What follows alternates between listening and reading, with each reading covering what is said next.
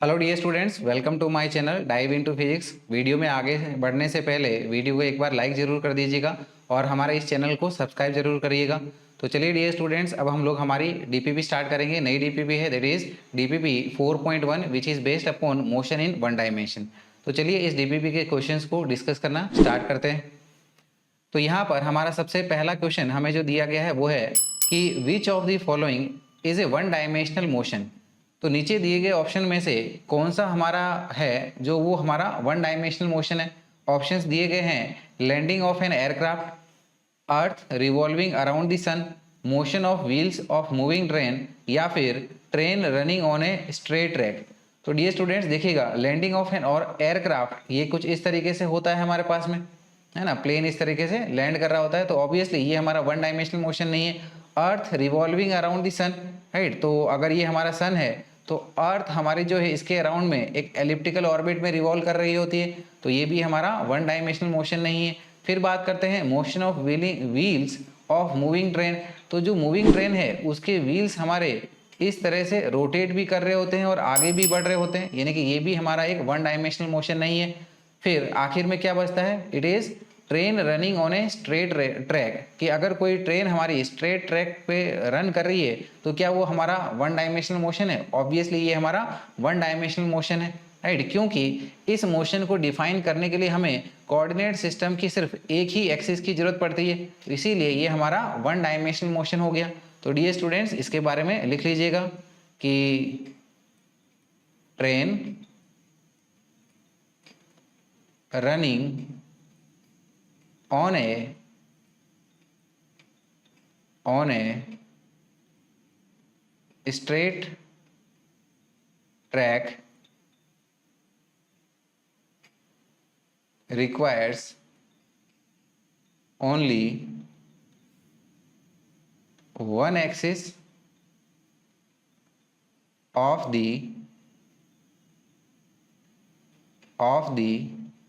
coordinate system to define its motion, so it is a one dimensional motion. It is a one dimensional motion, right। तो train जो हमारे एक straight track पे दौड़ रही है, इसको डिफाइन करने के लिए हमें कोऑर्डिनेट सिस्टम की सिर्फ एक ही एक्सिस की जरूरत पड़ती है, इसीलिए इसका मोशन हमारा वन डायमेंशनल मोशन कहलाएगा। तो आंसर हो गया हमारा option D which is train running on a straight track. चलिए आगे बढ़ें फिर हमारे अगले क्वेश्चन पे। अगला क्वेश्चन क्या कह रहा है कि a person moves towards east for 3 metre, then towards north for 4 meter and then moves towards west for 5 meter। एक पर्सन है जो कि 3 मीटर पहले ईस्ट की तरफ चलता है, फिर 4 मीटर नॉर्थ की तरफ चलता है और फाइनली 5 मीटर वेस्ट की तरफ चलता है। तो आगे कहा गया कि what is his distance now from the starting point. तो स्टार्टिंग पॉइंट से उसकी डिस्टेंस क्या हो गई है, ये हमसे पूछा जा रहा है। तो देखिएगा पहले क्या दिया गया है, वो हमारा 3 मीटर ईस्ट की तरफ जाता है, फिर 4 मीटर नॉर्थ की तरफ और फाइनली 5 मीटर वेस्ट की तरफ इस तरह से जा रहा है। ये 3 मीटर, ये 4 मीटर और ये 5 मीटर। तो टोटल डिस्टेंस क्या हो जाएगी, इसकी total path length. So we can say कि distance covered will be equals to 3 + 4 + 5 is equals to 12 metre.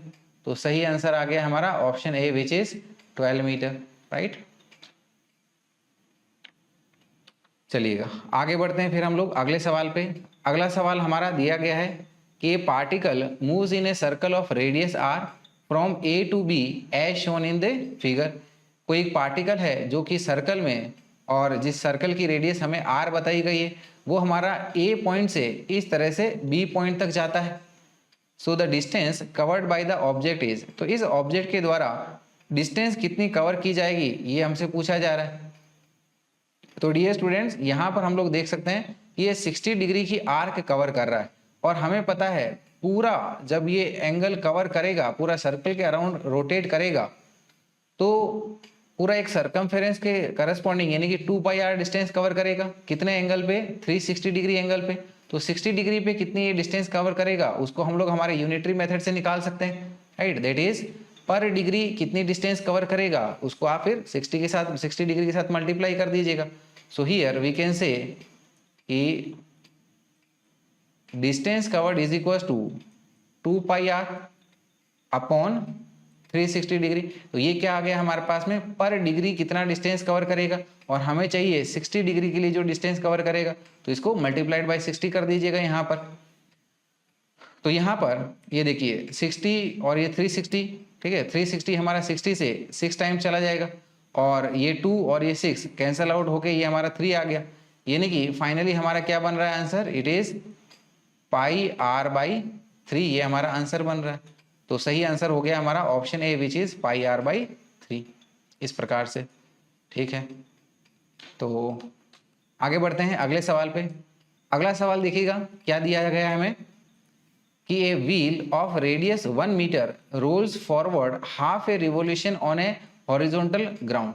कोई एक व्हील है जिसकी रेडियस हमें 1 मीटर बोली गई है, और वो आधा रिवोल्यूशन हॉरिजॉन्टल ग्राउंड पे आगे की तरफ बढ़ता है। बढ़िया।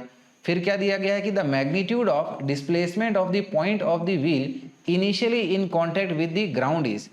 तो जो रोटेशन होने से पहले जो पॉइंट उसके कांटेक्ट में था, सरफेस के नीचे हॉरिजॉन्टल सरफेस के कांटेक्ट में था, आधा रिवोल्यूशन होने के बाद में उसका स्टार्टिंग पॉइंट से डिस्प्लेसमेंट कितना हो जाएगा, ये हमसे पूछा जा रहा है। यानी कि हमारी सिचुएशन कुछ इस तरह से थी कि स्टार्टिंग में ये पॉइंट हमारा कांटेक्ट में था, आधा रिवोल्यूशन के बाद में ये ऑब्वियसली हमारा पॉइंट ऊपर आ जाएगा, और आधे रिवोल्यूशन में ये हमारा सर्कल कितना आगे बढ़ जाएगा, पूरा एक रिवोल्यूशन के लिए सरकमफेरेंस के जितना 2 पाई आर आगे बढ़ जाता, लेकिन आधे रिवोल्यूशन के लिए सरकमफेरेंस का आधा यानी कि पाई आर डिस्टेंस बढ़ जाएगा। और मान लीजिएगा ये पॉइंट हमारा ए है और ये पॉइंट अब हमारा ए डैश हो गया है। तो ग्राउंड से इस पॉइंट की दूरी कितनी हो गई, जितनी हमारी सर्कल की डायमीटर है, यानी कि ये आ गया हमारे पास में 2r। तो हमें क्या चाहिए, हमें स्टार्टिंग पॉइंट और ये एंडिंग पॉइंट के बीच की डायरेक्ट दूरी यानी कि ये डिस्प्लेसमेंट हमें चाहिए रहेगा। तो इस डिस्प्लेसमेंट को ये देखिएगा हमारा इस एक राइट एंगल ट्राइंगल से ये हमारी हाइपोटेनियस बन रही है, पाई आर बेस 2r हमारा परपेंडिकुलर। तो यहाँ पर हम लोग इसको पाइथागोरस थ्योरम अप्लाई करके सॉल्व कर सकते हैं। That is we can say कि displacement A dash will be under root of pi R का स्क्वायर प्लस ये हमारा 2r का स्क्वायर, ये पूरा हमारा अंडर रूट में चल रहा है। तो यहाँ पर इन दोनों टर्म से हम लोग आर स्क्वायर को कॉमन लेके अंडर रूट से बाहर निकालें तो हमारा अंडर रूट के बाहर आर आ जाएगा, यानी कि ये बन गया हमारा आर अंडर रूट में ये पहला वाला टर्म क्या मिल गया, पाई स्क्वायर प्लस 2 का स्क्वायर इज 4, इस प्रकार से। और आर की वैल्यू हमें 1 मीटर दे रखी है, तो आर यहाँ पर 1 पुट करते हैं, तो क्या टर्म बन जाएगा ये हमारा अंडर रूट में पाई स्क्वायर प्लस 4, इस तरीके से। तो ये हमारा डिस्प्लेसमेंट हमको मिल गया है, और ये हमें ऑप्शन सी में देखने को मिल रहा है। तो सही आंसर हो गया हमारा option C which is under root of pi square plus 4। चलिएगा फिर आगे बढ़ते हैं अगले सवाल पे। अगला सवाल देखिएगा क्या कह रहा है कि the 3 initial and final position of a man on the x axis are given as, कि कोई एक मैन की इनिशियल और फाइनल पोजीशन एक्स एक्सिस के अलोंग दी गई है। तो देखिएगा यहाँ पर ये 3 पोजीशंस के बारे में बताया गया है। पहले हमारी -8 मीटर, फिर फाइनली 7 मीटर, पहले 7 मीटर, फिर फाइनली आपकी -3 मीटर, इनिशियल 7 मीटर और फिर हमारी 3 मीटर ऐसे बताई गई है। So which pair will have negative displacement, तो वो कौन सा हमारा पेयर है जिसमें हमको अल्टीमेटली इस पर्सन की नेगेटिव डिस्प्लेसमेंट मिलेगी। ठीक है, तो डिस्प्लेसमेंट क्या होता है, final position vector minus initial position vector. तो चलिए एक एक को हम लोग हमारा चेक कर लेते हैं।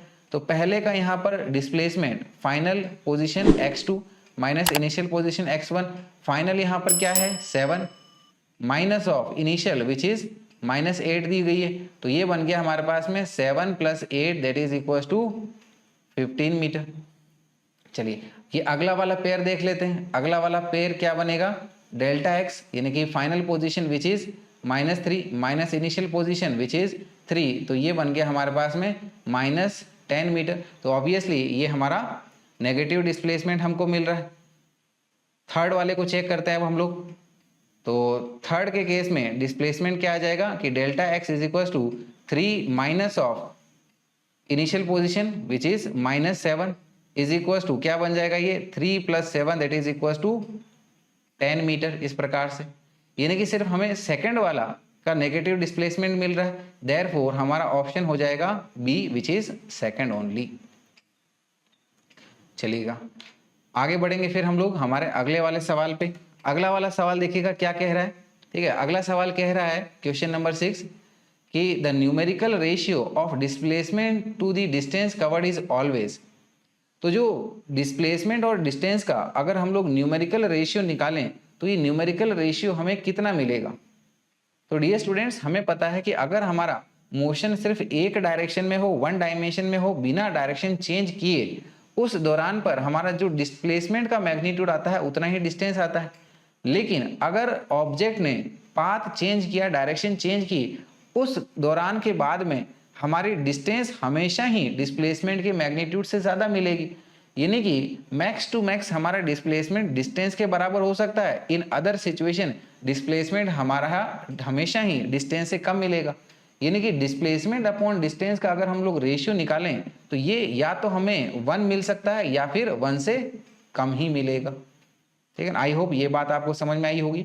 तो इसके बारे में ये बात लिख लीजिएगा कि displacement is always less than or equal to distance but never greater than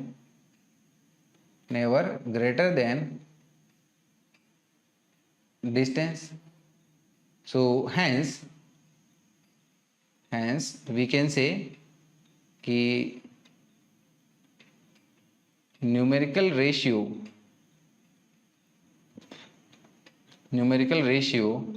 of displacement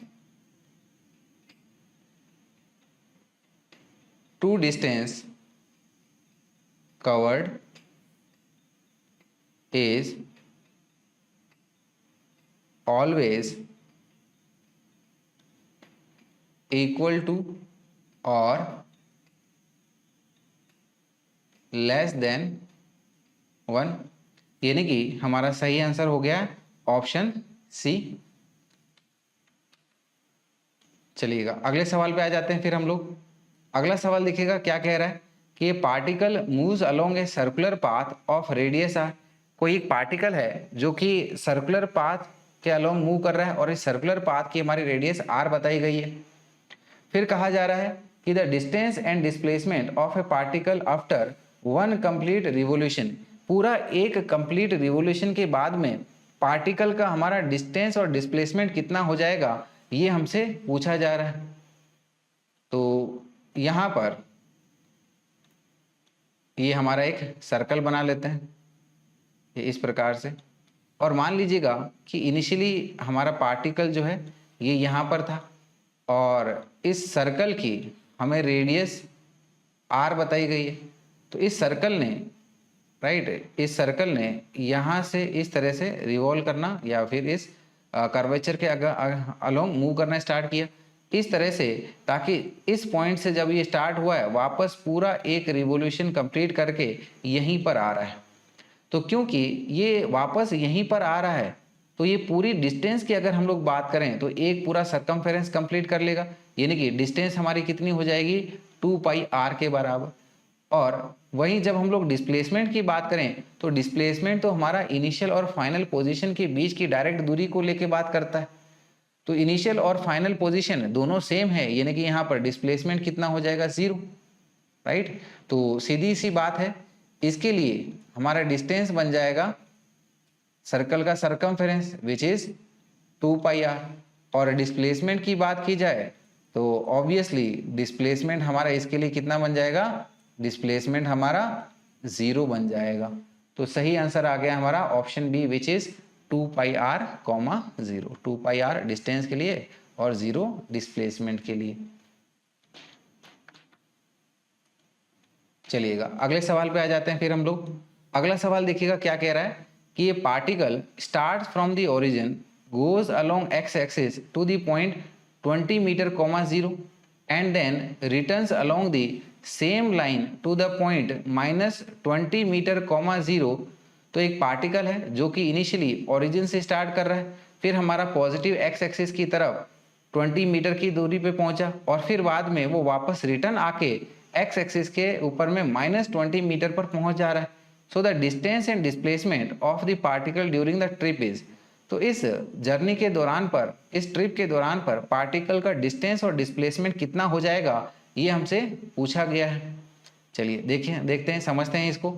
मान लीजिएगा कि हमारे पास में इनिशियली पार्टिकल यहाँ पर ओरिजिन पे बताया गया है, यानी कि ये हमारा 0,0 पे था और यहाँ से पार्टिकल ने मूव करना स्टार्ट किया, राइट। और यहाँ से मूव करके कहाँ पर गया है, ये हमारा यहाँ पर यानी कि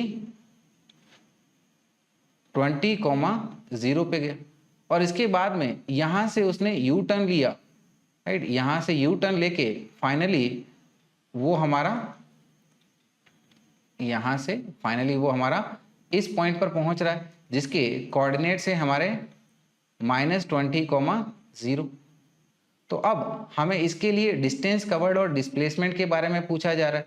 तो डिस्टेंस तो सिंपली टोटल पाथ लेंथ होता है, तो यहाँ से लेके यहाँ तक ये हमारा 20, वापस यहाँ से लेके यहाँ तक आया तो 20, फिर यहाँ से लेके यहाँ तक और 20 जुड़ गया, यानी कि क्या मिल गया इन टोटल 20 प्लस ये हमारा 40 यानी कि 60 मीटर आ जाएगा। thus वी कैन से कि distance is equal to 20 plus 40 is equal to 60 metre, ठीक है ना। और डिस्प्लेसमेंट की बात करें तो डिस्प्लेसमेंट क्या होता है हमारे पास में, इनिशियल और फाइनल पोजीशन के बीच की डायरेक्ट दूरी, यानी कि अगर हम लोग डेल्टा एक्स वेक्टर की बात करें दैट इज डिस्प्लेसमेंट, तो क्या होता है हमारे पास में ये final position minus initial position. तो फाइनल पोजीशन क्या है हमारी, फाइनल पोजीशन है इसकी -20 और इनिशियल पोजीशन क्या है 0, तो यानी कि डिस्प्लेसमेंट आ गया हमारा -20 मीटर, राइट। तो डिस्टेंस 60 मीटर, डिस्प्लेसमेंट -20 मीटर। और इसको अगर हम लोग ऑप्शन में देखें तो हमारा ऑप्शन डी इसी चीज को डिनोट कर रहा है।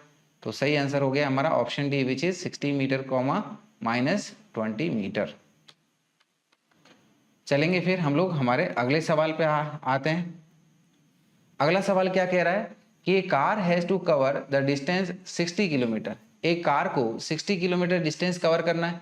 If half of the total time it travels with a speed of 80 km per hour and in rest half time its speed becomes 40 km per hour, then the average speed of car will be। तो बोला गया है अगर वो आधे time पर 80 kilometer per our की speed से मूव करता है और बाकी आधे टाइम पर ये 40 किलोमीटर पर आवर की स्पीड से मूव करता है, तो कार की हमारी एवरेज स्पीड क्या हो जाएगी।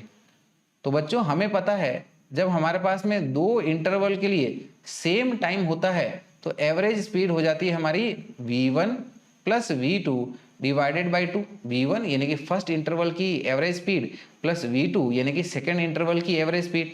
तो फर्स्ट इंटरवल की जो हमारी यहाँ पर स्पीड है कितनी बताई गई है 80 kilometer per our, so this is 80। और सेकेंड इंटरवल में स्पीड इसकी कितनी है 40 है, इसको डिवाइडेड बाई 2 हम लोग कर देते हैं।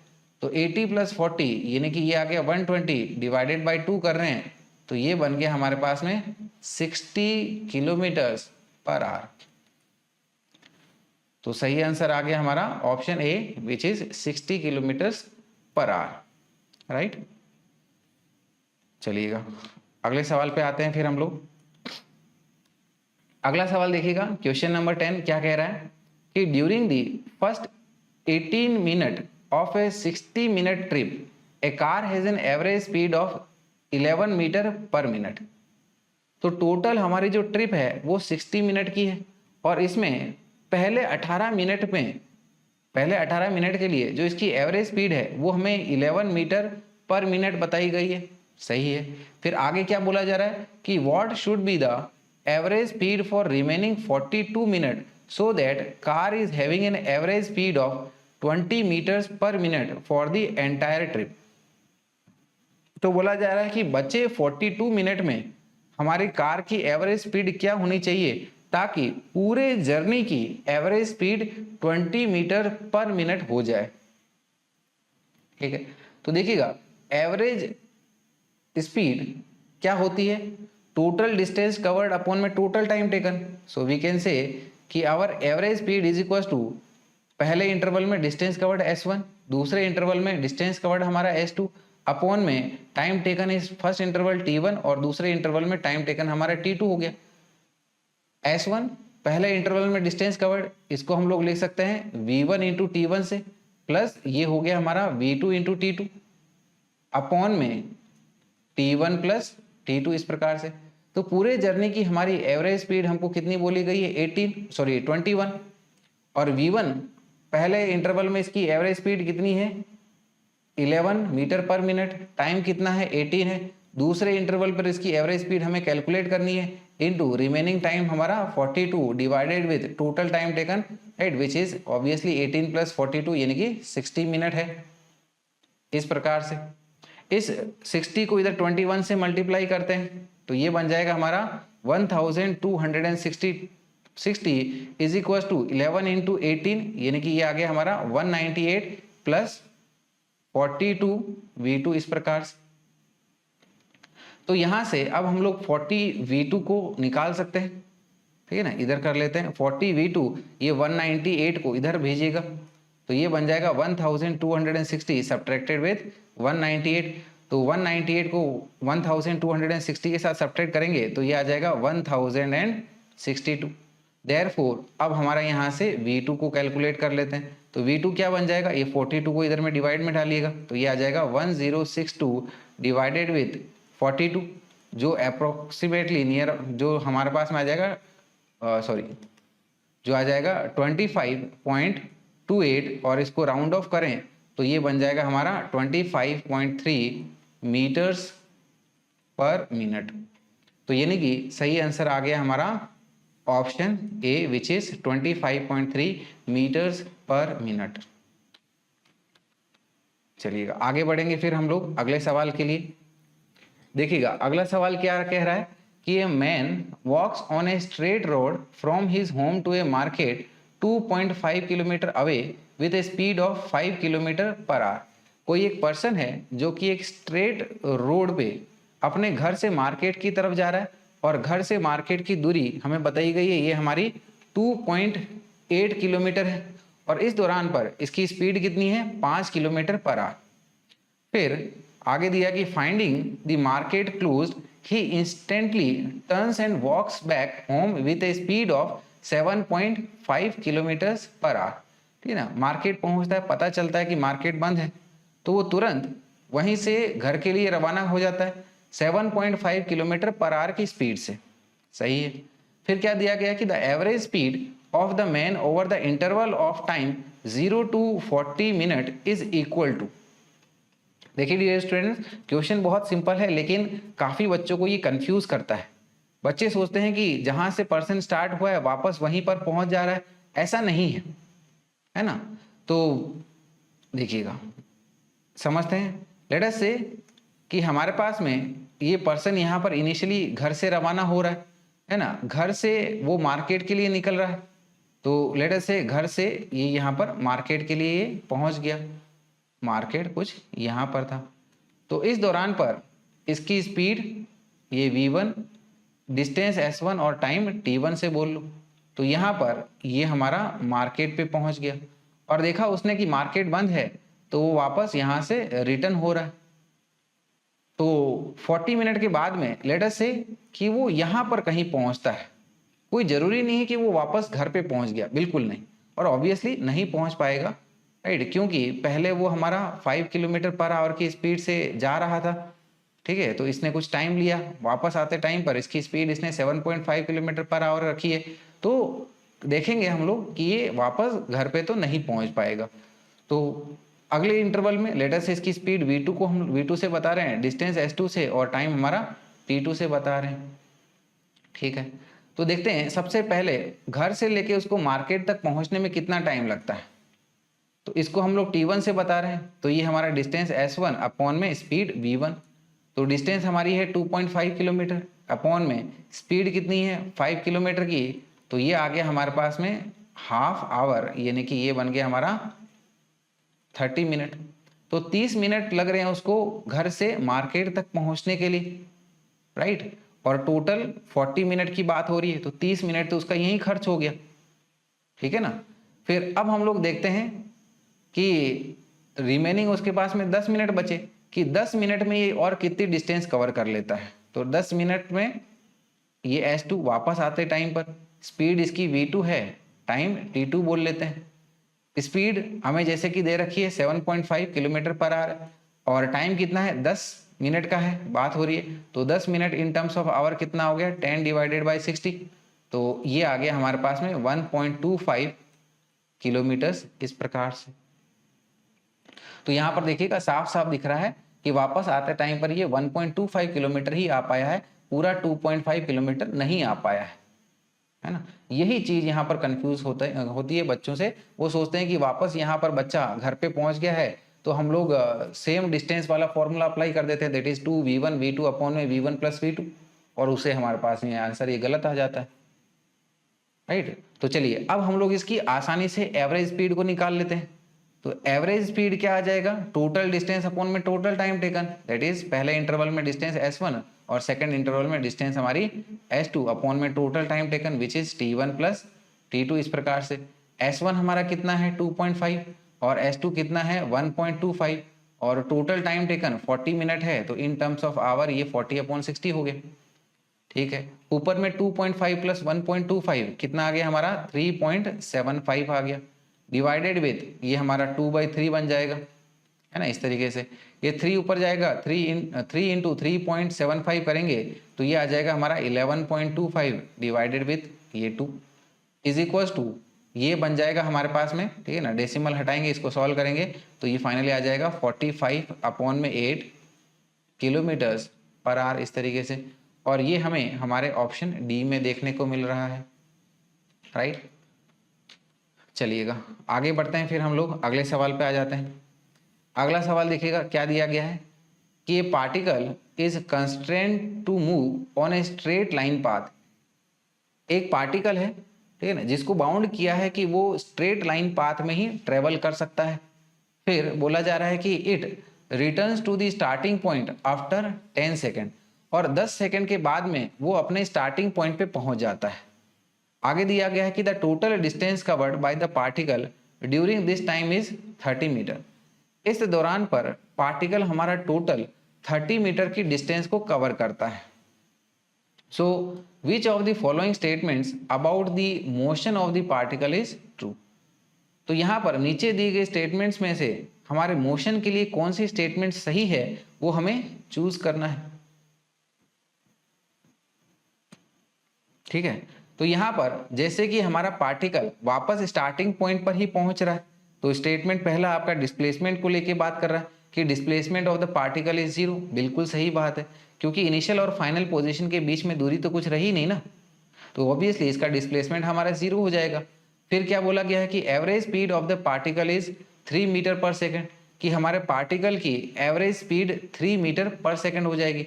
तो एवरेज स्पीड क्या होती है, टोटल डिस्टेंस अपॉन में total time taken. Total distance 30 metre, total time taken 10, 30 divided by 10 करेंगे तो ये हमारा 3 मीटर पर सेकेंड आ जाएगा। बिल्कुल सही बात है। फिर क्या दिया गया है कि displacement of the particle is 30 metre, बिल्कुल गलत है, ठीक है ना, क्योंकि डिस्प्लेसमेंट तो हमारा 0 हो गया क्योंकि स्टार्टिंग पॉइंट पर आया है। और D option both A and B are true, तो बिल्कुल ये हमारा ऑप्शन डी एकदम सही हो जाएगा। तो यहाँ पर इसके बारे में थोड़ा मेंशन कर लीजिएगा कि as the particle comes back to its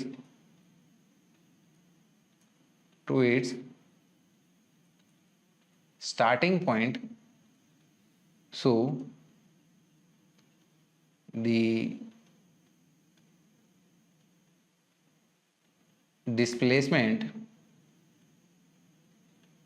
of the particle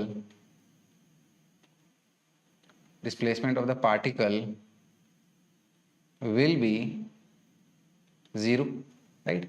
क्योंकि पार्टिकल हमारा वापस स्टार्टिंग पॉइंट पे आ जा रहा है तो इसका डिस्प्लेसमेंट क्या हो जाएगा, 0 हो जाएगा। फिर अगला हमारा एवरेज स्पीड को लेके बात हो रही है, तो average speed total distance covered which is 30, time taken 10 minute 10 second, तो एवरेज स्पीड आ जाएगी इसकी 3 metres per second. B option यही कह रहा है, यानी कि हमारे ए और बी दोनों सही स्टेटमेंट्स हैं। चलिएगा आगे बढ़ते हैं, अगले सवाल पे आ जाते हैं।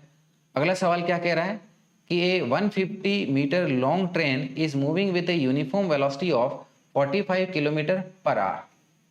एक 150 मीटर लंबी ट्रेन है हमारी जो कि 45 किलोमीटर पर आवर की यूनिफॉर्म वेलोसिटी से मूव कर रही है। The time taken by the train to cross a bridge of length 850 metre is. तो इस ट्रेन को 850 मीटर लॉन्ग ब्रिज को क्रॉस करने में कितना टाइम लगेगा ये हमसे पूछा गया है। तो डियर स्टूडेंट्स, अगर हम लोग ये देखें कि ये हमारी ट्रेन है और ये ट्रेन जो है एक ब्रिज को क्रॉस करना चाह रही है, तो बेसिकली क्रॉस करने के लिए इसको ये टोटल लेंथ लगेगी। टोटल लेंथ यानी कि हमारी ट्रेन की लेंथ कितनी है 150 और ब्रिज की लेंथ कितनी है 850, क्योंकि ये इसका आखिरी पॉइंट, ठीक है ना, यहाँ से होते हुए पूरा इस पॉइंट को क्रॉस करेगा तभी तो ये ट्रेन इसको क्रॉस कर पाएगी। तो ये इस आखिरी पॉइंट को कितना मूव करना पड़ेगा 150 प्लस 850 यानी कि 1000 मीटर मूव करना पड़ेगा, ठीक है। तो यानी कि डिस्टेंस ट्रेवल हमारी कितनी होनी चाहिए 1000, ठीक है, डिवाइडेड बाय स्पीड कर लेंगे, इससे हमारे पास में टाइम आ जाएगा। So for this we can say कि time taken is equal to distance travel upon में स्पीड। डिस्टेंस कवर्ड कितनी रहेगी 150 ट्रेन की प्लस 850 हमारे ब्रिज की, divided with speed of the train क्या है हमारी 45 किलोमीटर पर आवर। इसको हमारे एसआई में चेंज कर लेंगे, that is metre per second है, और इसको चेंज करने के लिए हम लोग 5/18 से मल्टीप्लाई करेंगे। तो 150 प्लस 850 ये आ जाएगा हमारा 1000, राइट। ये 18 ऊपर आ गया तो ये 18 को हमने इधर लिख लिया, डिवाइडेड विद ये हमारा 45 इंटू 5 हो गया, ठीक है। तो चलिए फिर इसको करते हैं। अब यहाँ पर ये 1000 को 5 से कैंसिल आउट करते हैं तो ये हमारा 200 आ जाएगा, राइट। फिर 200 किससे कैंसिल आउट हो सकता है हमारे पास में, ये देखिएगा, इसको हम लोग सीधा 9 से कैंसिल आउट कर सकते हैं, या फिर यहाँ पर देखिएगा नहीं, हाँ ये देखिएगा 9 2 जा हमारा 18 हो जाएगा और 9 5 जा 45, तो ये 2 और ये 5 बन गया हमारा। फिर 200 को हम लोग 5 से कैंसिल आउट कर लेते हैं तो ये टर्म हमारा कट जाएगा, कितना आ जाएगा 40, और 40 इंटू 2 करेंगे तो ये आ जाएगा हमारे पास में 80 सेकेंड्स इस प्रकार से। तो सही आंसर हो गया हमारा option C which is 80 second. चलिए आगे बढ़ेंगे, फिर हम लोग अगले सवाल पे आते हैं। अगला सवाल देखिएगा क्या कह रहा है। अगला सवाल दिया गया है कि an insect crawls a distance of 4 meter along north in 10 second and then a distance of 3 meter along east in 5 second। कोई एक इंसेक्ट है वो पहले 4 मीटर नॉर्थ की तरफ जाता है 10 सेकेंड में और बाद में 3 मीटर ईस्ट की तरफ जाता है 5 सेकेंड में, ठीक है। The average velocity of the insect is, तो इस इंसेक्ट की एवरेज वेलोसिटी क्या हो जाएगी ये हमसे पूछा जा रहा है। सो लेट अस से हमारी जो डायरेक्शन है उसको हम लोग इस तरह से बता देते हैं, ये हमारा नॉर्थ साउथ, ये ईस्ट और ये वेस्ट। तो हमें दिया गया है कि ये जो इंसेक्ट है पहले हमारा 4 मीटर नॉर्थ की तरफ जाता है और फिर 3 मीटर ईस्ट की तरफ जाता है। तो 4 मीटर नॉर्थ ये हो गया हमारा और ये 3 मीटर ईस्ट हो गया। तो देखिएगा ये इसकी स्टार्टिंग पॉइंट और ये इसकी एंडिंग पॉइंट। तो हमें डिस्प्लेसमेंट पूछा जा रहा है, तो डिस्प्लेसमेंट हमारा इनिशियल पॉइंट और फाइनल पॉइंट के बीच की ये डायरेक्ट दूरी होती है ना। ठीक है। तो एवरेज वेलोसिटी पूछी गई, सॉरी, तो एवरेज वेलोसिटी हमारा टोटल डिस्प्लेसमेंट अपॉन में टोटल टाइम टेकन। तो डिस्प्लेसमेंट अगर हमको निकालना है तो ऑब्वियसली इस राइट एंगल ट्राइंगल की हाइपोटेनस हमें बताना है। तो हाइपोटेनस क्या हो जाएगा, पाइथागोरस थ्योरम यूज करके, right, this will be under root में 3 का स्क्वायर प्लस 4 का स्क्वायर। 3 का स्क्वायर है हमारा 9, 4 का स्क्वायर है 16, इस प्रकार से अंडर रूट में, और 9 प्लस 16 कितना होता है 25, और अंडर रूट ऑफ 25 यानी कि ये हमारा 5 मीटर आ गया। तो अब हम लोग हमारी एवरेज वेलोसिटी को बता सकते हैं, that is we can say our average velocity is equals to total displacement, it is total displacement upon में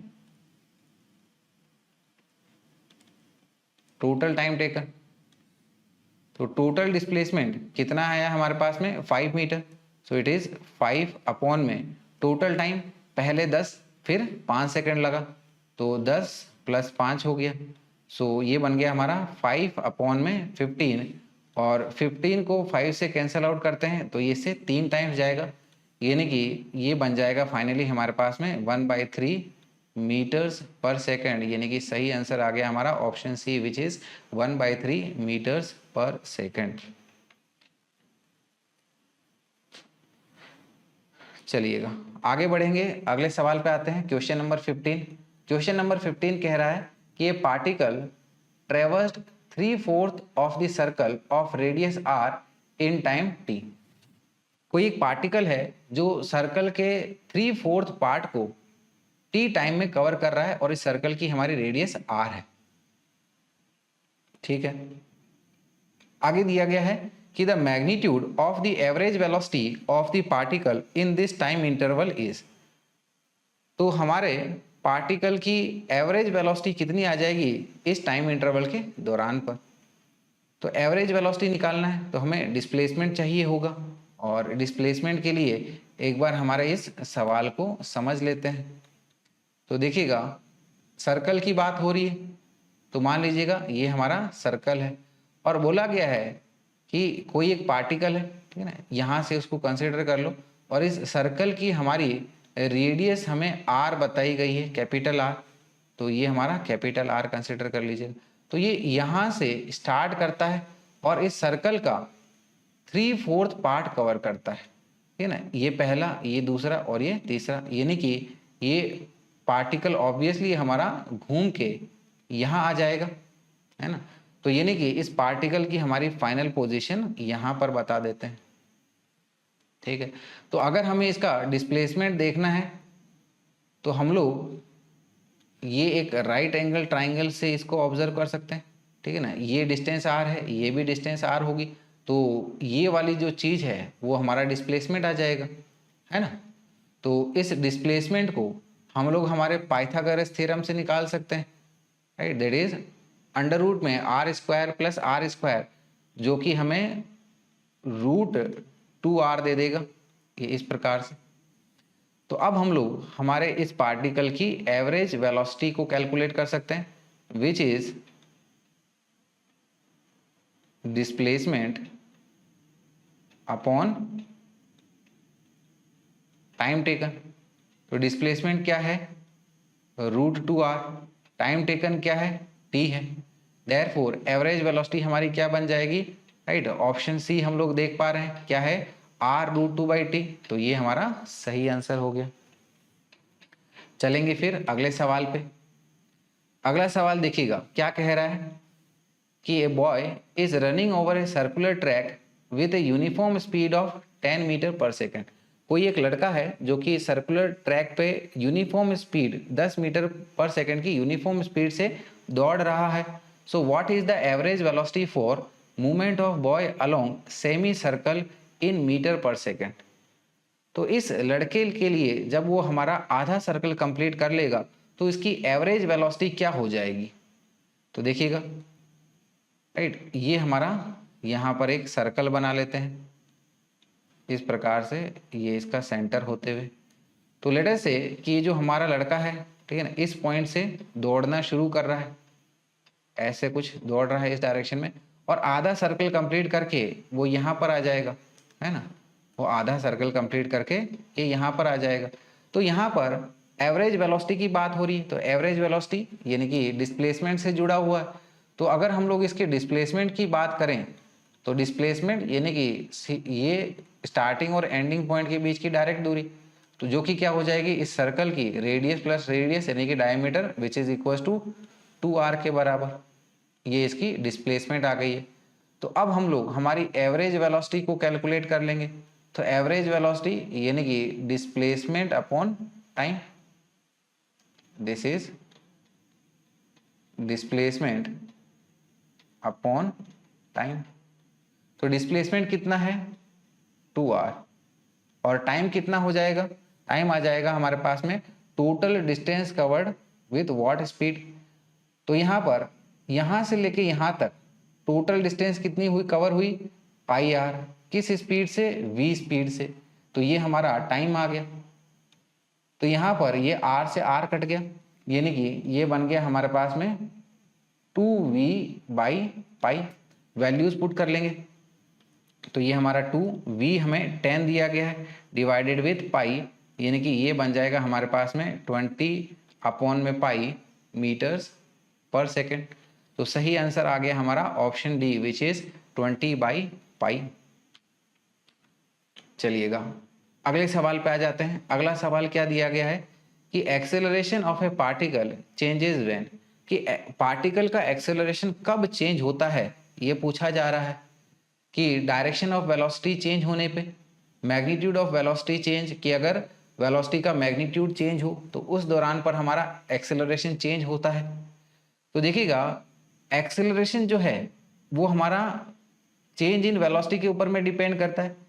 basically it is your rate of change of velocity, यानी कि अगर वेलोसिटी में चेंज आता है तो हमारा एक्सेलरेशन में चेंज आ जाएगा। और वेलोसिटी एक वेक्टर क्वांटिटी है, ये यानी कि वेलोसिटी की डायरेक्शन और उसके मैग्नीट्यूड दोनों के ऊपर डिपेंड करता है। यानी कि अगर इन दोनों में चेंज आता है या फिर इन दोनों में से किसी में भी चेंज आता है तो हमारी वेलोसिटी में चेंज आ जाएगा।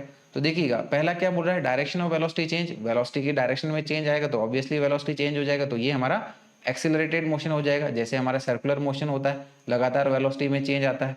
फिर मैग्नीट्यूड ऑफ वेलोसिटी चेंज, कि अगर वेलोसिटी के मैग्नीट्यूड में चेंज आए, भले ही ऑब्जेक्ट हमारा स्ट्रेट लाइन में जाए लेकिन उसके मैग्नीट्यूड इसकी स्पीड में चेंज आए तो भी हमारा एक्सेलरेटेड मोशन बनता है। यानी कि सही आंसर हो जाएगा हमारा option C which is both A and B, right.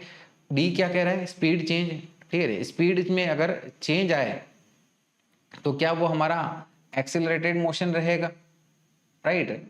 तो यहाँ पर अगर यहाँ पर हमारा स्पीड में चेंज आएगा, ठीक है, तो स्पीड में चेंज आएगा तो हमारा एक्सेलरेटेड मोशन, ठीक है ना, हो भी सकता है। लेकिन स्पीड जो है, राइट, यहाँ पर क्या है कि स्केलर क्वांटिटी है और हम लोग एक्सेलरेशन वेक्टर क्वांटिटी को लेके बात कर रहे हैं, तो हमें वेलोसिटी को लेके बात करना चाहिए, ठीक है। तो चलिए देखते हैं इसके बारे में। दो स्टेटमेंट लिख लीजिएगा कि acceleration is a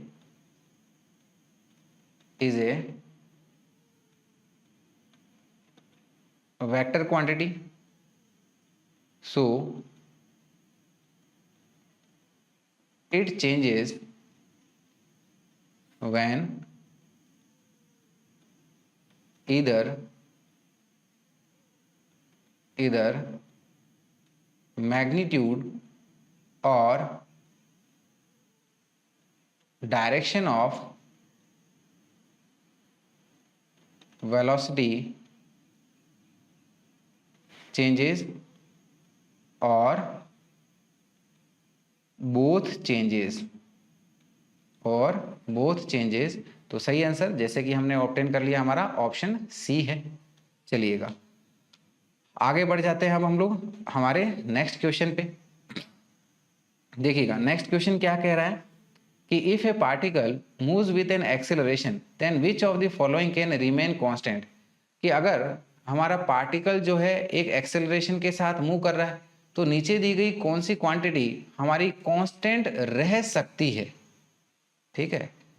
ऑप्शन दिया गया है कि बोथ स्पीड एंड वेलोसिटी, कि स्पीड और वेलोसिटी दोनों कांस्टेंट हो सकती है। नाइदर स्पीड नॉर वेलोसिटी, ना ही तो स्पीड और ना ही तो वेलोसिटी कांस्टेंट रह सकती है। ओनली द वेलोसिटी, सिर्फ वेलोसिटी, या फिर ओनली द स्पीड। तो देखिएगा, इसको समझने के लिए हमें, ठीक है ना, एक्सेलरेशन का कंसेप्ट समझना होगा।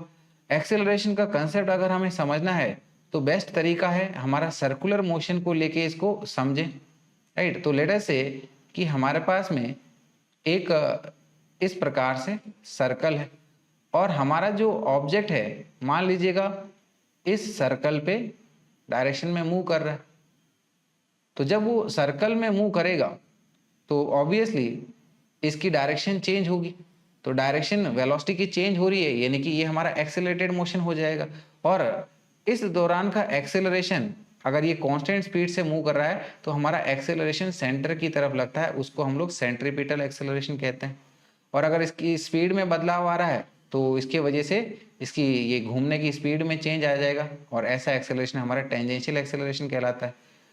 तो यानी कि अगर हमारा एक्सेलरेटेड मोशन है, ठीक है ना, और यूनिफॉर्म है, तो ये चीज हमारा सर्कल में देखने को मिल सकती है कि अगर इसकी स्पीड कांस्टेंट रहे तो एक एक्सेलरेशन जो सेंटर की तरफ लग रहा है वो इसकी लगातार डायरेक्शन बदलता रहेगा, लेकिन इसकी स्पीड में कोई चेंज नहीं आने देगा, क्योंकि हमें पता है कि एक्सेलरेशन जो ऑब्जेक्ट के मोशन के परपेंडिकुलर डायरेक्शन में लगे वो एक्सेलरेशन ऑब्जेक्ट की सिर्फ और सिर्फ डायरेक्शन बदलता है, और ये एक्सेलरेशन सर्कल के केस में हमारा सेंट्रीपिटल एक्सेलरेशन कहलाता है, राइट।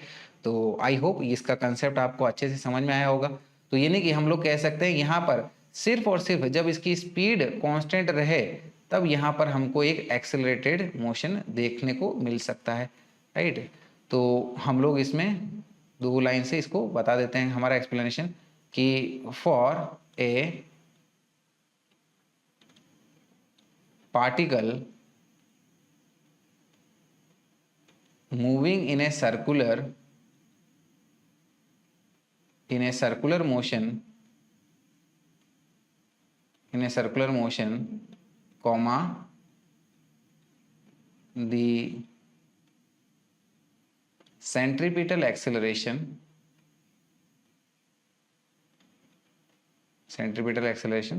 जो कि हमारा सेंटर की तरफ लगता है, that is towards the centre जो एक्सेलरेशन होता है, this one acts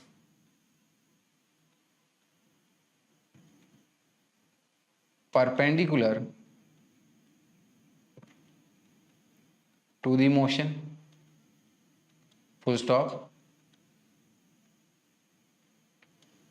due to this direction of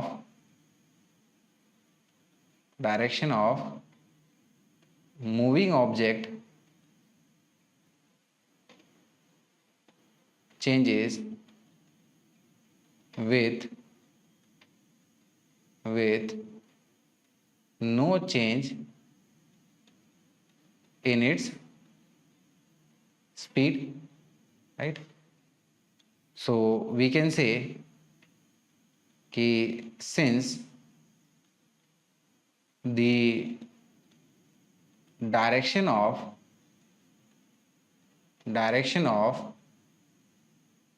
moving object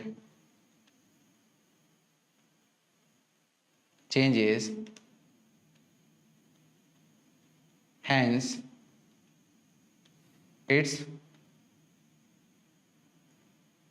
velocity changes। और अगर वेलोसिटी चेंज हो रही है यानी कि यहाँ पर एक्सेलरेटेड मोशन हो गया ये हमारा, तो इसीलिए हम लोग कह सकते हैं कि एक्सेलरेटेड मोशन में हमारी सिर्फ स्पीड कांस्टेंट रह सकती है। चलिएगा फिर अगले सवाल पे आते हैं। अगला सवाल देखिएगा क्या कह रहा है कि the average velocity of a body moving with a uniform acceleration travelling a distance of 3.06 metre is 0.34 metre per second. कि कोई एक हमारे पास में बॉडी है जो कि यूनिफॉर्म एक्सेलरेशन के साथ मूव कर रही है, कांस्टेंट एक्सेलरेशन के साथ मूव कर रही है, और ये 3.06 मीटर की डिस्टेंस, राइट, के दौरान पर इसकी स्पीड जो है वो 0.34 मीटर पर सेकंड हो जा रही है, राइट। तो बोला जा रहा है आगे कि if the change in velocity of the body is 0.18 metre per second, right. तो अगर इस दौरान पर इसकी जो वेलोसिटी का चेंज आता है वो हमारा 0.18 मीटर पर सेकंड का है, then during this time its uniform acceleration is, तो इस टाइम के दौरान पर उसका यूनिफॉर्म एक्सेलरेशन कितना हो जाएगा, है ना। तो देखिए डियर स्टूडेंट्स, यहाँ पर ये थोड़ा करेक्ट कर लीजिएगा कि यहाँ पर बोला गया है कि हमारी 3.06 मीटर डिस्टेंस जो है वो इस स्पीड के साथ ही कवर करता है, और फिर बाद में बोला गया कि इसके वेलोसिटी का चेंज हमारा 0.18 मीटर पर सेकेंड है इस टाइम इंटरवल के दौरान पर, तो हमें इसका यूनिफॉर्म एक्सेलरेशन बताना है। चलिएगा, तो सबसे पहले हम लोग देख लेते हैं कि हमारा टाइम का चेंज कितना आया है। तो टाइम का चेंज क्या आ जाएगा हमारे पास में, that is displacement covered divided by average velocity. Average velocity हमारी 0.34 मीटर पर सेकेंड है, right, this is our average velocity. तो इससे हमारा टाइम हमको मिल जाएगा जो कि क्या आ जाएगा, डिस्प्लेसमेंट है 3.06, एवरेज वेलोसिटी 0.34, तो ये आ जाएगा हमारा 9। तो यहाँ से अब हम लोग एक्सेलरेशन बता सकते हैं। तो एक्सेलरेशन क्या होता है, चेंज इन वेलोसिटी अपॉन में time taken. So we can say acceleration is change in velocity upon time taken. Velocity का चेंज है हमारा 0.18 डिवाइडेड बाई टाइम, हमारा टाइम कितना है, ये 9, तो ये बन जाएगा हमारा 0.02 metres per second square, right. तो सही आंसर हमारा क्या आ रहा है, आंसर आ गया हमारा option B which is 0.02 metre per second square. चलिएगा आगे बढ़ते हैं अगले सवाल पे। सवाल दिया गया है कि a car travelling with a velocity of 80 kilometer per hour slowed down to 44 kilometer per hour in 15 second. एक कार है जो कि पहले 80 किलोमीटर पर आवर की स्पीड से जा रही थी और 15 सेकंड में इसकी स्पीड 44 किलोमीटर पर आवर पहुंच जाती है। दी रिटार्डेशन इज, तो इसका कार का हमारा रिटार्डेशन क्या होगा। तो रिटार्डेशन एक प्रकार का एक्सेलरेशन है जो कि क्या हो जाएगा, final velocity minus initial velocity upon time taken. तो फाइनल वेलोसिटी हमारी कितनी है 44, इनिशियल है हमारी 80, राइट। ये हमारा किलोमीटर पर आवर में है तो इसको हम लोग मीटर पर सेकंड में चेंज करने के लिए 5/18 से मल्टीप्लाई कर लेते हैं, अपॉन में टाइम टेकन हमारा 15 सेकंड। तो 44 माइनस 80 करेंगे तो ये आ गया हमारा -36 इंटू 5/18 डिवाइडेड विथ ये 15 आ गया। तो सबसे पहले ये 36 और ये 18, तो 18 2 जो हमारा 36 होता है, राइट। ये 5 और ये 15 हमारा 5 से 3 टाइम्स जाएगा, यानी कि ये आ जाएगा हमारा -2/3। तो ये बन गया हमारा -2/3 और it will be -0.67 metres per second square. तो सही आंसर बन गया हमारा option A which is 0.67 metres per second square. चलिएगा आगे बढ़ते हैं अगले सवाल की तरफ। अगला सवाल देखिएगा क्या कह रहा है कि an object is moving along the path OABO with A constant speed. कोई एक हमारा ऑब्जेक्ट है जो कि OABO, ठीक है ना, इस पाथ के अलोंग मूव कर रहा है। तो इसके लिए हमें पूछा जा रहा है कि then the acceleration of the object while moving along the path OABO is 0। तो यहाँ पर OABO के दौरान पर हमारा जो एक्सेलरेशन है वो 0 हो जाएगा, राइट। तो यहाँ पर एक्सेलरेशन हमारा इस दौरान पर 0 रहेगा ऐसा तो नहीं हो सकता, क्योंकि यहाँ पर देखिएगा ये इस दौरान पर डायरेक्शन इसकी लगातार बदलते जा रही, राइट।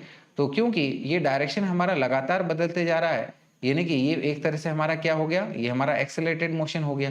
यानी कि इसके लिए हम लोग कह सकते हैं कि along the path OABO the object is changing direction, which means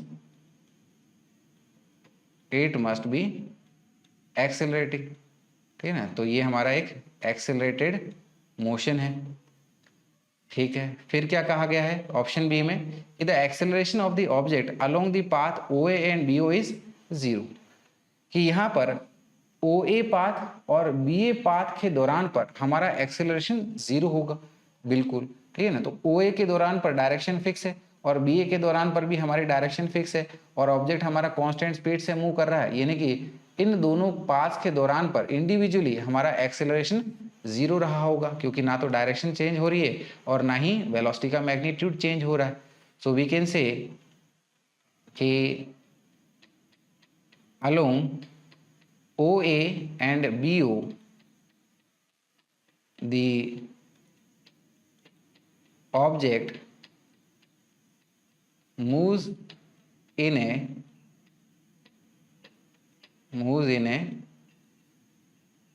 straight line at constant speed, comma, so the acceleration is 0। देखिए अगला ऑप्शन देखते हैं क्या कह रहा है कि there must be some acceleration along the path A B, कि ए बी के अलोंग में कुछ एक्सेलरेशन जरूर रहा होगा, बिल्कुल रहा है ना, क्योंकि ए बी पाथ के दौरान पर हमारे ऑब्जेक्ट की लगातार डायरेक्शन बदल रही है, राइट, और क्योंकि डायरेक्शन बदल रही है तो वेलोसिटी चेंज हो रही है और वेलोसिटी चेंज हो रही है यानी कि हमारा एक्सेलरेटेड मोशन होगा, राइट। तो इसमें हम लोग ये लिख सकते हैं कि सिंस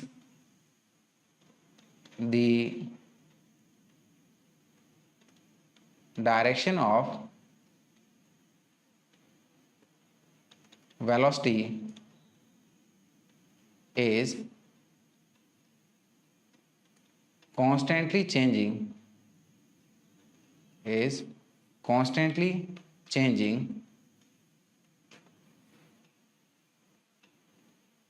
along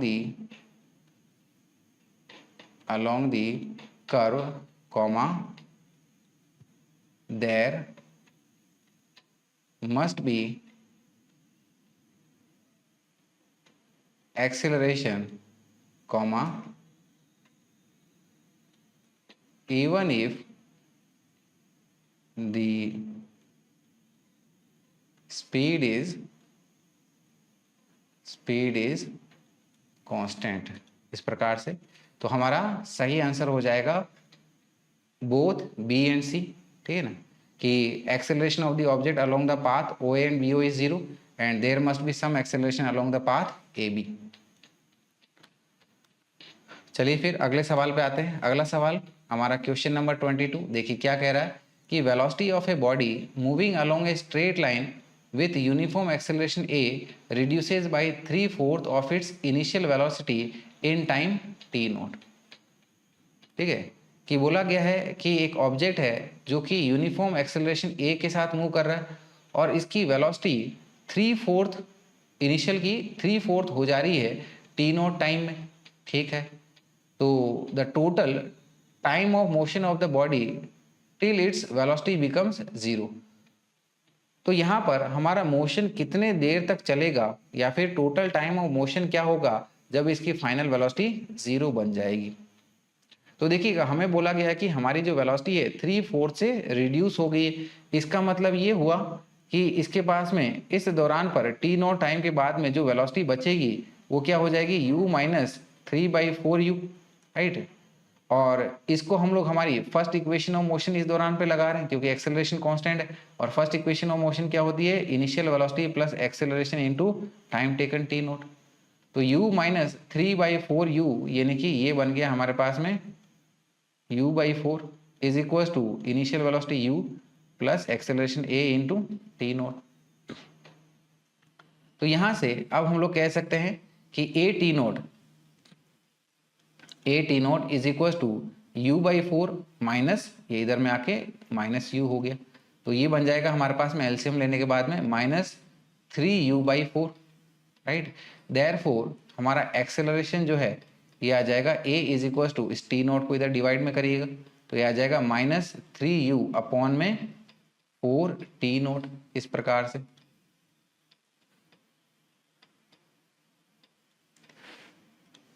तो चलिए अब हम लोग हमारा finally first equation of motion लगा देते हैं जब इसकी वेलोसिटी 0 हो जाएगी। So it will be v is equal to u plus A T. Final velocity कितनी है?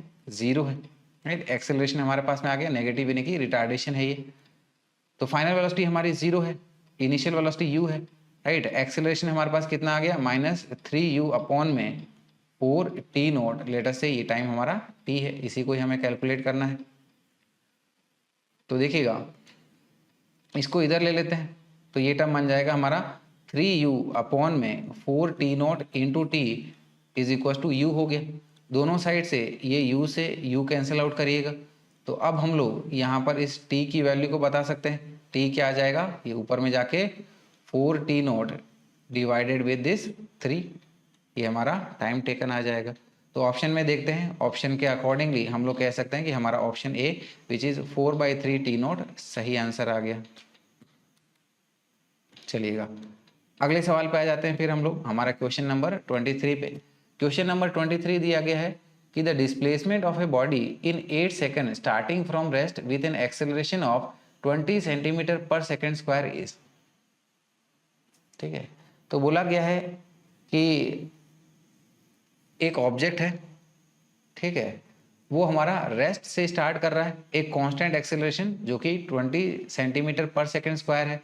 तो 8 सेकंड के बाद में, ठीक है ना, स्टार्टिंग पॉइंट से इसका डिस्प्लेसमेंट कितना हो जाएगा ये हमसे पूछा जा रहा है। तो सीधा सीधा हमें यहाँ पर सेकंड इक्वेशन ऑफ मोशन लगा लेना है जो कि क्या है? s is equal to ut plus half at²। Initial velocity तो हमारी 0 बोली गई है तो ये टर्म हमारा 0 बन जाएगा। तो यानी कि जो भी डिस्प्लेसमेंट आएगा वो यहाँ पर हाफ at² के वजह से आएगा। तो ये आ गया हाफ इनटू एक्सेलरेशन कितना है हमारे पास में 20 सेंटीमीटर पर सेकंड स्क्वायर। इसको हम लोग 20 मीटर पर सेकंड स्क्वायर कर लेंगे तो सेंटीमीटर को मीटर में चेंज करेंगे तो 10 की पावर -2 हो गया। इनटू टाइम हमारे पास कितना है 8 सेकंड का, तो ये 8 का स्क्वायर आ गया, राइट। तो यहाँ पर ये देखिएगा, ये यहाँ से क्या मिल जाएगा हमको 20 इंटू 10 की पावर -2।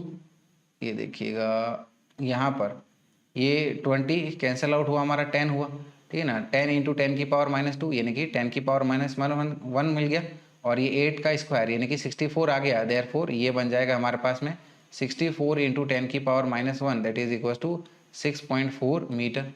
तो 6.4 मीटर नहीं दिया गया, सेंटीमीटर में जरूर दिया गया है और 6.4 मीटर को, राइट, मीटर में है तो सेंटीमीटर यानी कि 1 मीटर 100 सेंटीमीटर के बराबर, तो मल्टीप्लाई बाय 100 करेंगे तो ये आ जाएगा 640 सेंटीमीटर, यानी कि सही आंसर हो गया हमारा option C which is 640 centimetre, right. चलिए अगले सवाल पे आते हैं फिर हम लोग। अगला सवाल देखिएगा क्या कह रहा है कि the motion of a particle is described by the equation v is equal to at। कि एक पार्टिकल का मोशन हमारा v is equal to at की इक्वेशन के हिसाब से बताया गया है। The distance travelled by the particle in the first 4 second is. तो पार्टिकल के द्वारा पहले 4 सेकेंड में कितना डिस्टेंस ट्रेवल किया जाएगा ये हमसे पूछा गया है। तो डियर स्टूडेंट्स इस इक्वेशन को ऑब्जर्व करिएगा, क्या दिया गया है कि v is equal to at है। तो इस इक्वेशन को हम लोग हमारी स्ट्रेट लाइन इक्वेशन के साथ कंपेयर कर सकते हैं। That is we can say कि comparing with v is equal to u plus at के साथ। तो यहाँ पर कंपेयर करने पे हम लोग कह सकते हैं u that is initial velocity हमारी इसके लिए 0 है। तो हमें क्या चाहिए? फर्स्ट 4 सेकेंड का डिस्प्लेसमेंट चाहिए। तो यहाँ पर कांस्टेंट एक्सेलरेशन a का लग रहा है, देयरफॉर डिस्प्लेसमेंट क्या आ जाएगा हमारे पास में सेकंड इक्वेशन ऑफ मोशन से ut plus half at²। Initial velocity जैसे कि यहाँ से हमने देखा इनिशियल वेलोसिटी हमारी 0 है तो डिस्प्लेसमेंट क्या आ जाएगा? Displacement will be equal to half a time हमारा 4, तो 4 का स्क्वायर, तो 4 का स्क्वायर 16, 16 को 2 से डिवाइड करेंगे तो 8 आ जाएगा, यानी कि ये बन गया हमारा 8a। तो ऑप्शन डी हमारा इसके लिए करेक्ट आंसर हो जाएगा।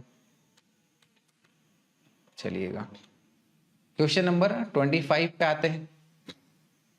तो देखिएगा क्वेश्चन नंबर 25 हमारा क्या कह रहा है कि ये particle starts with a velocity of 2 metre per second and moves in a straight line with a retardation of 0.1 meter per second square.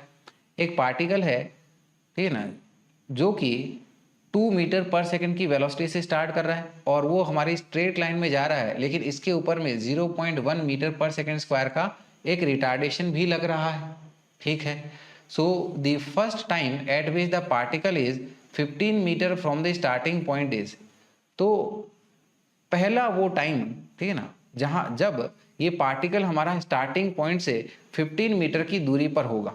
तो पहला टाइम हमसे पूछा जा रहा है। ऐसे दो टाइम हो सकते हैं, लेकिन हमें कौन से फर्स्ट टाइम पर ये 15 मीटर की दूरी पर पहुंचा होगा ये हमसे पूछा जा रहा है। तो पार्टिकल के ऊपर में क्योंकि एक कांस्टेंट रिटार्डेशन एक्सेलरेशन है, तो डिस्प्लेसमेंट के लिए हमारी सेकंड इक्वेशन ऑफ मोशन लगा सकते हैं, और डिस्प्लेसमेंट हमारा कितना है 15 मीटर है। तो यही करते हैं, डिस्प्लेसमेंट की equation s is equal to U T plus half A T square इस प्रकार है। डिस्प्लेसमेंट कितना है 15 का है, और इनिशियल वेलोसिटी कितनी है 2 मीटर पर सेकेंड की, so this is 2t plus half, और ये रिटार्डेशन है यानी कि एक्सेलरेशन हमारा -0.1 हो गया टी स्क्वायर इस प्रकार से। एलसीएम लेते हैं, राइट, तो ये हमारा 40 हो जाएगा और डिनोमिनेटर में 2 ये इधर 15 के साथ मल्टीप्लाई कर देंगे, तो ये आ गया 30 is equal to 4t minus 0.1 T square. Right, पूरे टर्म्स को हम लोग एक तरफ ले लेते हैं, तो ये टर्म्स हमारे बन जाएंगे 0.1 T square minus 4t plus 30 is equal to 0 इस प्रकार से, है ना।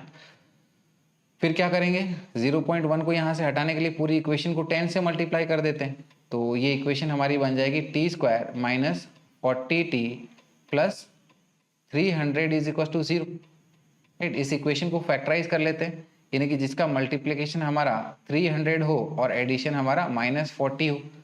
तो ऐसे दो टर्म्स देखिएगा, एक हमारा -10 दूसरा हमारा -30 हमको मिल सकता है, तो ये बन जाएगा -10t minus 30t plus 300 is equal to 0। ठीक है, इसको इधर कंटिन्यू कर लेते हैं। तो यहाँ पर ये देखिएगा, ये स्टार्टिंग के दो टर्म्स हैं, हम लोग t को कॉमन ले सकते हैं, तो t को कॉमन लेंगे तो ये आ जाएगा t -10। फिर यहाँ पर इन दोनों टर्म से हम लोग -30 को कॉमन ले सकते हैं, तो ये -30 कॉमन लिया तो ये बचा हमारे पास में t -10 इज इक्वल टू 0। ये t -10 को कॉमन ले लो तो ये बन जाएगा t -10 into t -30 is equal to 0। Therefore we can say यहाँ से t -10 इज इक्वल टू 0 के साथ इक्वेट करेंगे तो t आ जाएगा हमारा 10, और दूसरे में t -30 इज इक्वल टू 0 के साथ इक्वेट करेंगे तो टाइम आ जाएगा हमारा 30। लेकिन हमें तो हमारा फर्स्ट टाइम चाहिए था, यानी कि इनमें से पहला टाइम कौन सा हो गया, ये 10 सेकेंड का। सो वी कैन से कि for first time t is equal to 10 second. तो सही आंसर हो गया हमारे पास में 10 सेकेंड्स।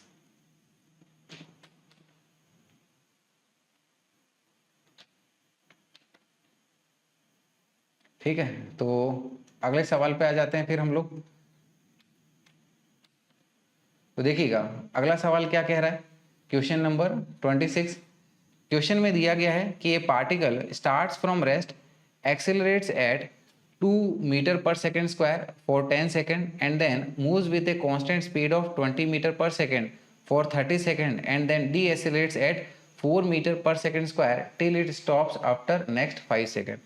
एक पार्टिकल है हमारा, रेस्ट से स्टार्ट कर रहा है, राइट, और इस दौरान पर ये 2 मीटर पर सेकेंड के स्क्वायर के एक्सेलरेशन से 10 सेकेंड के लिए एक्सेलरेट होता है, और उसके बाद में जो इसकी वेलोसिटी आती है उसी कांस्टेंट वेलोसिटी के साथ में, ठीक है ना, यानी कि 20 मीटर पर सेकेंड की वेलोसिटी जब ये अटेन कर लेगा तो उस दौरान पर ये 30 सेकेंड तक इसी स्पीड के साथ मूव करेगा, और इसके बाद में ये 4 मीटर पर सेकेंड स्क्वायर के डी एसेलरेशन के साथ में अपनी लगातार स्पीड कम करके फाइनली ये अगले 5 सेकंड में इसकी स्पीड 0 हो जाती है।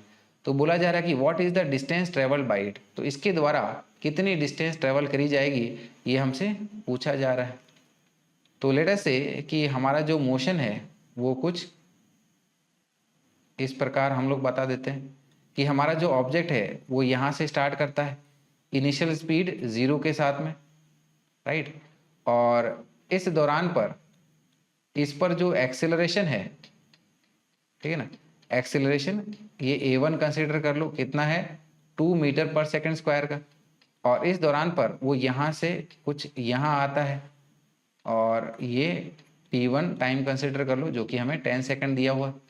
और उसके बाद में ये हमारा कांस्टेंट स्पीड के साथ मूव करता है, यानी कि इसका एक्सेलरेशन 0 होता है। किस स्पीड के साथ में 20 मीटर पर सेकंड के साथ में। लेट अस से ये t2 टाइम हम लोग इसको बता देते हैं जो कि ऑब्वियसली हमारा 30 सेकंड है।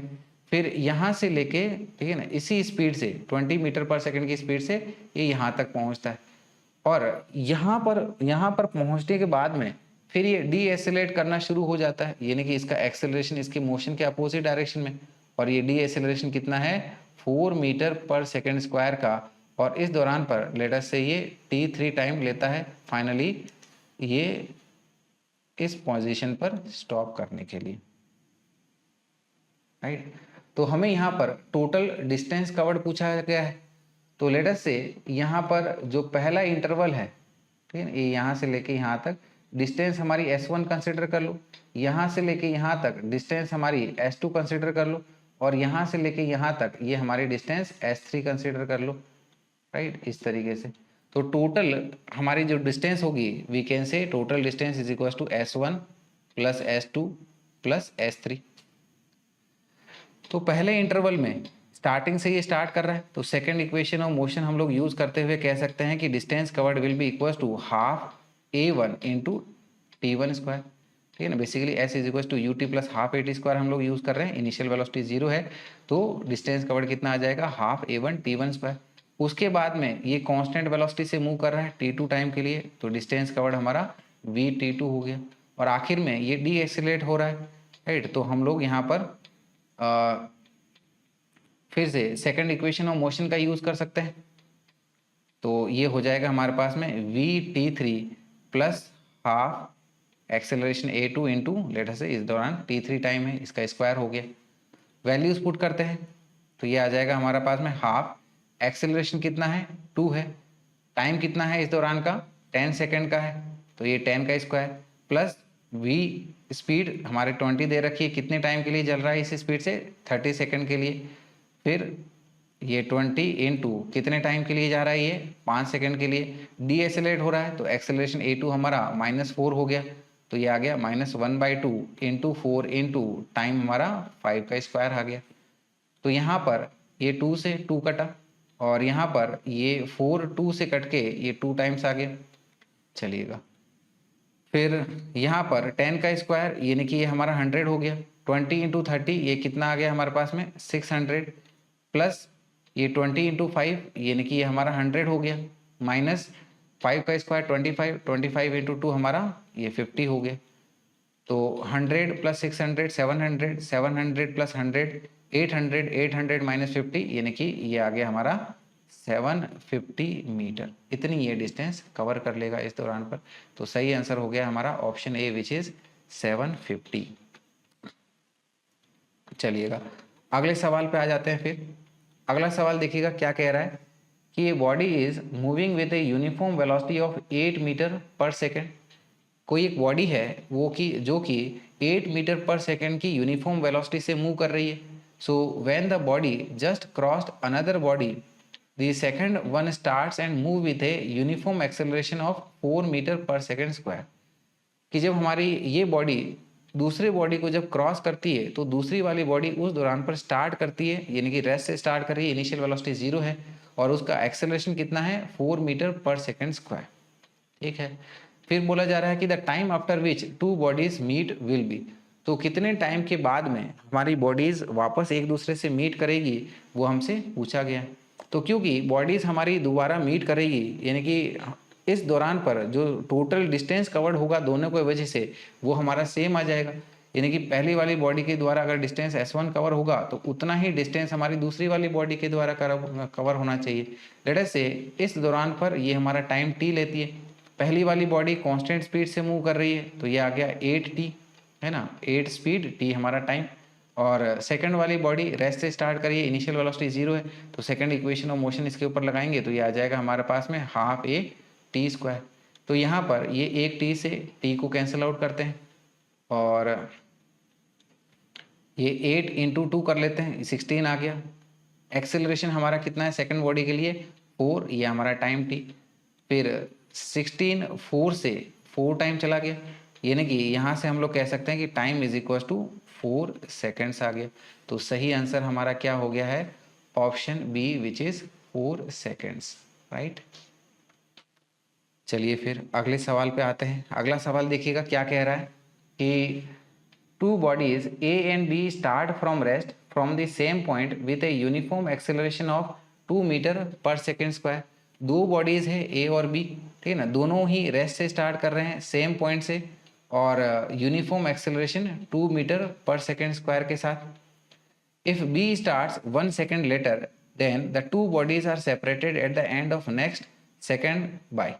तो अगर हमारी जो दूसरी बॉडी है 1 सेकेंड बाद स्टार्ट करती है अपना मोशन, तो बोला गया है कि दोनों बॉडीज जो है अगले 1 सेकेंड के बाद में इनके बीच का सेपरेशन कितना होगा, ये हमसे पूछा गया है ना, इस प्रकार से। तो देखिएगा, मान लीजिएगा ये हमारी पहली बॉडी है, ठीक है, तो यहाँ पर दूसरी बॉडी ने 1 सेकेंड बाद में स्टार्ट किया है, यानी कि पहली बॉडी टोटल कितना टाइम ले लेगी, ऑब्वियसली 2 सेकेंड का टाइम ले लेगी। तो इस दौरान पर मान लीजिएगा इसने इतनी डिस्टेंस कवर करी है, राइट। ये पहली बॉडी डिस्टेंस हमारा एस है, टाइम इसका कितना आ जाएगा 2 सेकेंड। और ठीक है, दूसरी वाली बॉडी ने, ठीक है ना, 1 सेकेंड बाद स्टार्ट किया है, यानी कि इसका डिस्टेंस कुछ यहाँ हम लोग बोल लेंगे, ठीक है। फिर इसके द्वारा डिस्टेंस हमारा एस बी और टाइम टेकन 1 सेकेंड का। तो इन दोनों के बीच का जो सेपरेशन होगा, ये सेपरेशन हमारा यही वाला होगा, यानी ये कितना आ जाएगा S A minus S B का। तो देखते हैं 2 सेकेंड में हमारी जो पहली बॉडी है कितना डिस्टेंस कवर करती है, ठीक है ना, ये एस ए फिर हमारा एस बी, दोनों को सब्ट्रैक्ट करेंगे तो इन दोनों का सेपरेशन आ जाएगा। So we can say distance covered by A body is, rest से स्टार्ट कर रही है तो सेकंड इक्वेशन ऑफ मोशन का यूज करते हुए क्या हो जाएगा, ये half A T A square is equal to half acceleration हमारा 2 का, टाइम इसके लिए 2 सेकेंड हो गया तो 2 का स्क्वायर।